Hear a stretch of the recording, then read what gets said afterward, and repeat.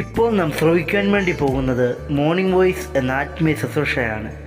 ഇന്ന് കർത്താവിൻ്റെ ദാസൻ അശോക് കുമാർ തിടനാട് ധ്യാനചിന്തകൾ പങ്കുവയ്ക്കുന്നു. എൻ്റെ പ്രിയ അങ്ങെന്നു വന്നിടും, ഈ കാലത്തിലെ കഷ്ടതകൾ എന്നു തീർന്നിടും. പ്രാണപ്രിയ അങ്ങെന്നു വന്നിടും, ദേഹത്തിലെ ദുരിതങ്ങൾ എന്നു മാറിടും. എൻ്റെ പ്രിയ അങ്ങെന്നു വന്നിടും, ഈ കാലത്തിലെ കഷ്ടതകൾ എന്നു തീർന്നിടും. പ്രാണപ്രിയ അങ്ങെന്നു വന്നിടും, ദേഹത്തിലെ ദുരിതങ്ങൾ എന്നു മാറിടും. പ്രാണനാഥ അങ്ങെന്നു വന്നിടും, കാത്തു കാത്തു നോക്കി ഞാൻ പാർത്തിടുന്നു.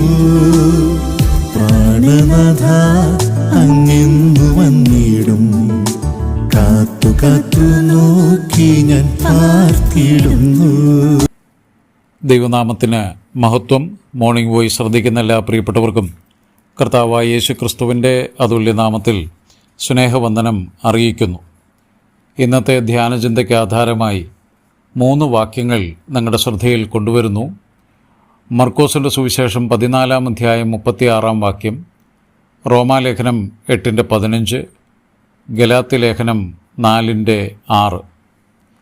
ഈ 3 വാക്യങ്ങളിലും അബ്ബാ പിതാവേ എന്ന പ്രയോഗം നാം കാണുന്നു. മർക്കോസിൻ്റെ സുവിശേഷം 14 അധ്യായം 36 വാക്യം, അബ്ബാ പിതാവേ നിനക്കെല്ലാം കഴിയും, ഈ പാനപാത്രം എങ്കൽ നിന്ന് നീക്കണമേ, എങ്കിലും ഞാൻ ഇച്ഛിക്കുന്നതല്ല നീ ഇച്ഛിക്കുന്നതത്രേ ആകട്ടെ എന്ന് പറഞ്ഞു. ഗത്സമനെ തോട്ടത്തിൽ നമ്മുടെ കർത്താവ് പ്രാർത്ഥിക്കുന്ന പ്രാർത്ഥനയിലെ ഒരു ഭാഗമാണ് നാം വായിച്ചത്. അബ്ബാ പിതാവേ, ഈ വാക്ക് കർത്താവിൻ്റെ പരസ്യ ശുശ്രൂഷയിൽ ഉപയോഗിക്കപ്പെട്ട ഭാഷയനുസരിച്ച് പിതാവിനെ ഹൃദ്യമായി ഏറ്റവുമധികം സ്നേഹത്തോടെ ബഹുമാനത്തോടെ ആഴമേറിയ ബന്ധത്തിൻ്റെ അടിസ്ഥാനത്തിൽ വിളിക്കുന്ന വിളിയാണിത്.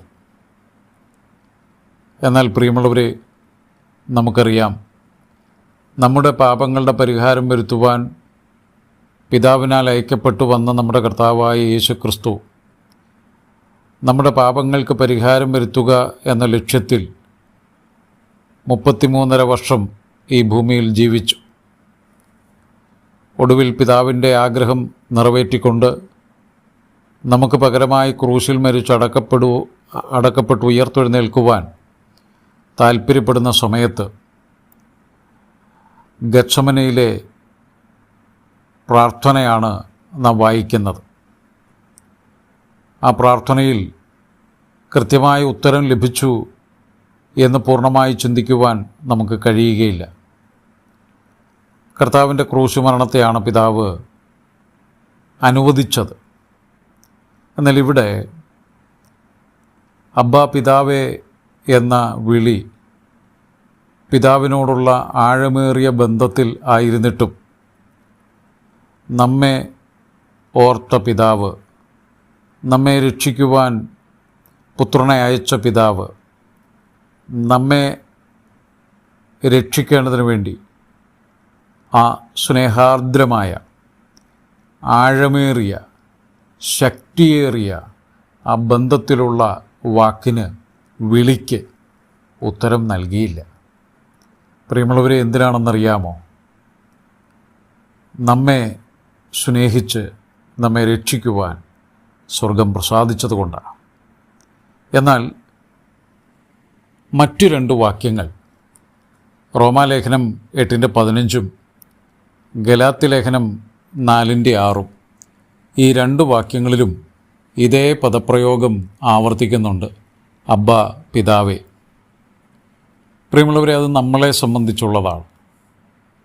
റോമാലേഖനം 8:15 അബ്ബാ പിതാവേ എന്ന് വിളിക്കുന്ന സുപുത്രൻ്റെ ആത്മാവിനെ നമുക്ക് തന്നു എന്നാണ് രേഖപ്പെടുത്തിയിരിക്കുന്നത്. ഗലാത്യ ലേഖനം 4:6 അബ്ബാ പിതാവേ എന്ന് വിളിക്കുന്ന എന്ന് നാം വീണ്ടും വായിക്കുന്നു. ഈ 2 വാക്യങ്ങളിലും നമ്മുടെ കർത്താവിൻ്റെ കഷ്ടാനുഭവ മരണ അടക്ക പുനരുത്ഥാനത്തെ വിശ്വസിച്ച ഏതൊരു വ്യക്തിക്കും ദൈവമക്കളാകുവാൻ സ്വർഗത്തിലെ ദൈവം അധികാരം നൽകിയിരിക്കുന്നു. ആ അധികാരത്തിൻ്റെ കീഴിലേക്ക് വന്ന് വിശ്വസിച്ച് ദൈവമക്കളായി തീരുന്നവർക്ക് ദൈവത്തിൻ്റെ പരിശുദ്ധാത്മാവിനെ ദാനമായി നൽകുന്നു. ആ പരിശുദ്ധാത്മാവ് ലഭിക്കുന്നവർ ദൈവത്തിൻ്റെ മക്കളാണ്, അവകാശികളാണ്.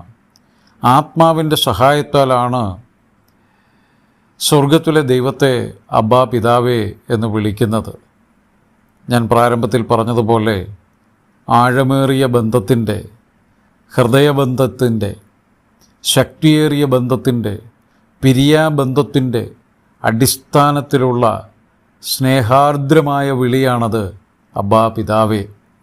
പ്രിയമുള്ളവരെ, സുപുത്രൻ്റെ വിളിയെ അംഗീകരിക്കാതെ നമ്മെ സ്നേഹിച്ച അനുഭവത്തെ നാം ചിന്തിക്കുമ്പോൾ നമുക്ക് ലഭിച്ചിരിക്കുന്ന ഭാഗ്യം എത്ര വലുതാ.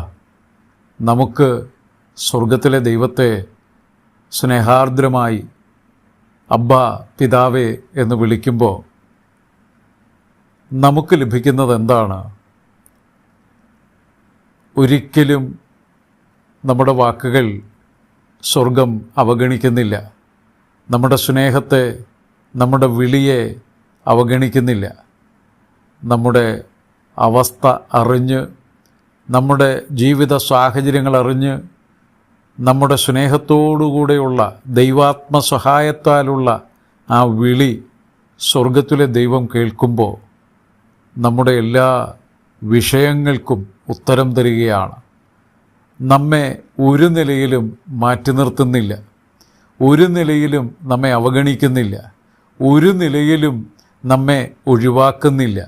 നമ്മെ ചേർത്ത് പിടിച്ച് നമ്മുടെ രോഗങ്ങളിൽ, പ്രയാസങ്ങളിൽ, വേദനകളിൽ, സങ്കടങ്ങളിൽ, പ്രതികൂലങ്ങളിൽ, ജീവിതത്തിൻ്റെ സാഹചര്യങ്ങൾ എന്തുമാവട്ടെ, തരണം ചെയ്യുവാൻ കഴിയാത്ത വിഷയങ്ങളായിക്കൊള്ളട്ടെ, ഏത് സാഹചര്യത്തിലും ഏത് ക്ലേശവുമായിക്കൊള്ളട്ടെ, നാം സ്വർഗത്തിലെ ദൈവത്തിൻ്റെ മുമ്പാകെ ഇരുന്നു കൊണ്ട് എൻ്റെ ദൈവമേ, അബ്ബാ പിതാവേ എന്ന് നാം സ്നേഹത്തോടെ വിളിക്കുമ്പോൾ പിതാവ് ആ വിളി കേൾക്കുകയും നമുക്കുത്തരം തരികയും ചെയ്യുന്നു. ആ വലിയ ബന്ധത്തിലേക്ക്, ആഴമേറിയ ബന്ധത്തിലേക്ക്, പിതാവും മക്കളുമെന്നുള്ള മാറ്റമില്ലാത്ത ബന്ധത്തിലേക്ക്, ഒഴിവാക്കാനാവാത്ത ബന്ധത്തിലേക്ക് സ്വർഗം നമ്മെ കൊണ്ടുവന്നിരിക്കുന്നത് കൊണ്ട് നമുക്ക് കർത്താവിനെ സ്തുതിക്കാം. ഏത് വിഷയങ്ങളുമായി, ഏത് സാഹചര്യങ്ങളിലും, ഏതവസ്ഥയിലും നമുക്ക് ചെല്ലാം. ആ കർത്താവിൻ്റെ അടുക്കിലേക്ക് വിളിക്കാം സ്നേഹത്തോടെ. ആ വിളി കേൾക്കുവാൻ കാത്തിരിക്കുന്ന കർത്താവിൻ്റെ അടുക്കൽ നമ്മുടെ ഹൃദയങ്ങളെ പകരാം. അവഗണിക്കുകയില്ല, തള്ളിക്കളയുകയില്ല. നമ്മുടെ ഹൃദയ നിരൂപണങ്ങളും അവസ്ഥകളും വേദനകളും ഏത് സാഹചര്യങ്ങളും അതെന്തുമായിക്കൊള്ളട്ടെ, അറിയുന്ന കർത്താവ് പിതാവായ ദൈവം നമുക്കുത്തരം തന്ന് മക്കളായ നമ്മെ മാറോട് ചേർത്ത് അന്ത്യത്തോളം നടത്തുകയും ഏറ്റവും ഒടുവിൽ മക്കളായ നമ്മെ തൻ്റെ അടുക്കലേക്ക് സ്വീകരിക്കുകയും ചെയ്യും. അതുവരെ നമുക്ക് ഈ പിതാവിനെ സ്നേഹത്തോടെ വിളിക്കാം. ആഴമേറിയ സ്നേഹത്തോടെ, ശക്തിയേറിയ ബന്ധത്തോടെ ഓരോ നാളിലും ആ വിളി ശക്തമാകട്ടെ, ബന്ധം ദൃഢമാകട്ടെ, ആഴമുള്ളതാകട്ടെ. വിളിക്കാം നമ്മുടെ കർത്താവിനെ, വിളിക്കാം നമ്മുടെ പിതാവിനെ അബ്ബാ പിതാവേ. ആ അനുഭവത്തിലേക്ക്, ശക്തിയിലേക്ക്, സാധ്യതയിലേക്ക് നമ്മെ കൊണ്ടുവന്നിരിക്കുന്നത് കൊണ്ട് നന്ദിയോടെ നമുക്ക് കർത്താവായ ദൈവത്തെ വിളിച്ച് മഹത്വപ്പെടുത്തി ആ ബന്ധത്തെ ആഴമേറിയ ബന്ധമാക്കി ഓരോ നാളുകളിലും വർദ്ധിച്ച് വരുന്ന അനുഭവമാക്കി നമ്മുടെ ജീവിതം തീരട്ടെ. സ്വർഗം കൃപ തരട്ടെ. അബ്ബാ പിതാവേ. സുപുത്രൻ്റെ വാക്ക് കേൾക്കാത്ത പിതാവ് അവിടെ ഉത്തരം കൊടുക്കാതിരുന്നപ്പോൾ നമ്മുടെ എല്ലാ വിളിക്കും കൃത്യമായി ഉത്തരം തരുന്ന ഒരു നല്ല പിതാവ് നമുക്ക് സ്വർഗത്തിലുള്ളത് കൊണ്ട് നമുക്ക് ദൈവത്തെ സ്തുതിക്കാം. അബ്ബാ പിതാവേ. ദൈവനാമം മഹത്വപ്പെടുമാറാകട്ടെ.